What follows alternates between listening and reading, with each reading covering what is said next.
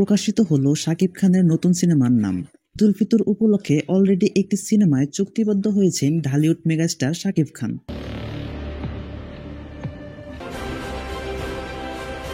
ছবিটিতে সাইন করার পর থেকেই নানান আলোচনা এবং সমালোচনা শুরু হয়। এতে প্রথম পর্যায়ে নাম দেওয়া হয় ওয়ান্স আপন এ টাইম ঢাকা। প্রাথমিক পর্যায়ের এই নামটি পছন্দ হয়নি অনেকের। পরবর্তীতে নির্মাতা আবু হায়াত জানান এই নামটা পরিবর্তন করা হবে। এখন সোশ্যাল মিডিয়াতে একটি গুঞ্জন শোনা যাচ্ছে এই সিনেমার নাম কিং, আর পোস্টারেও এমনটাই দেখা যায়। মূলত এটি একটি ফ্যানমেড পোস্টার, আর পোস্টারটি যেহেতু ফ্যানমেড তার মানে নামটাও ফ্যানমেড। তবে পার্সোনালি এই নামটা আমার কাছে অসাধারণ লেগেছে। কিং নামটা মুখে আনতেই একটা রাজকীয় ভাব চলে আসে।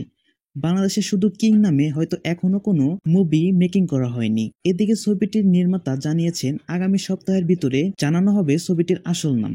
আশা করা যায় ইন্টারেস্টিং কিছু হবে।